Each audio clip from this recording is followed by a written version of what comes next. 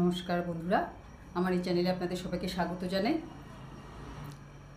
আমরা কিন্তু জীবনে কি পেলাম না সবসময় কিন্তু তার উপরেই ফোকাস করি, আর জীবনে যে কি পেয়েছি সেটা কিন্তু কখনোই আমরা চিন্তা করে দেখি না।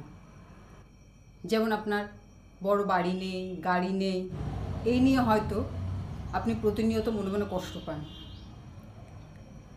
কিন্তু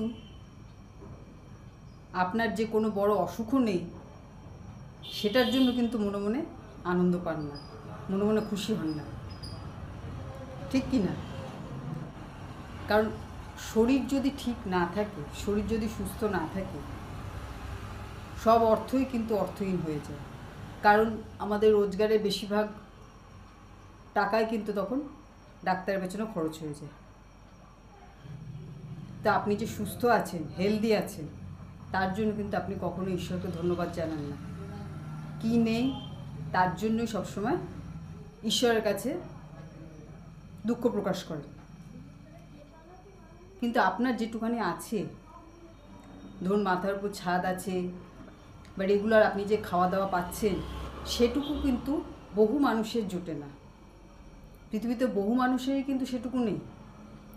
তা যেটুখানি পেয়েছেন সবসময় সেটুখানির জন্য কৃতজ্ঞ থাকুন, ঈশ্বরের কাছে কৃতজ্ঞতা জ্ঞাপন করুন, ঈশ্বরকে ধন্যবাদ জানান। জীবনে যা পেয়েছেন, যা পাননি তার জন্য পরিশ্রম করুন এবং আশা রাখুন যে একদিন না একদিন আপনার জীবনে তা ঠিক হবে, মানে আপনার ইচ্ছা একদিন পূরণ হবেই। আর যা পেয়েছেন তার জন্য প্রতিনিয়ত ঈশ্বরকে ধন্যবাদ জানান।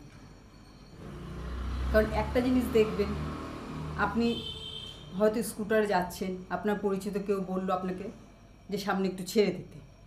এবার তাকে হয়তো আপনি ছেড়ে দিলেন, সে নেমে চলে গেল, আপনাকে পেছন করে একবার থ্যাঙ্কসও জানালো না।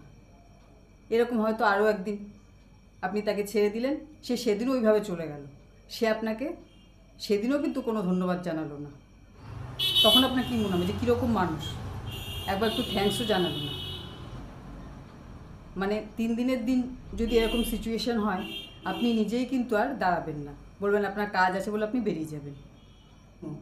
ঠিক সেই রকমই আমরা যদি ঈশ্বরকে ধন্যবাদ জানাই, ঈশ্বর কিন্তু খুশি হয়। আমরা যদি ঈশ্বরের কাছে কৃতজ্ঞ থাকি যা পেয়েছি তার জন্য, তাহলে তাতে কিন্তু ঈশ্বর খুশি হয়। সবসময় যা পাইনি তার জন্য দুঃখ না প্রকাশ করে আজকের দিনে বাঁচুন, বর্তমান জীবনে বাঁচুন। ভবিষ্যতের কথা চিন্তা করতে করতে আমরা কিন্তু অনেক সময় বর্তমানটাকে ভুলে যাই, যে বর্তমান জীবনে আমি কি পেয়েছি, কীরকম আছি, আর সেখান থেকে কিন্তু সমস্ত সমস্যা শুরু হয়। কারণ আমি এমন মানুষও দেখেছি যে ভবিষ্যতে কী হবে এই চিন্তা করতে করতে মানে বর্তমান জীবনটাকে তো কোনোদিনও গুরুত্ব দেয়ইনি, বর্তমানে বাঁচতেও পারিনি ভালোভাবে, এবং ওই চিন্তা করতে করতে নানান রকম রোগ ব্যাধি শরীরে বাসা বেঁধেছে এবং সময়ের আগেই কিন্তু চলে গেছে।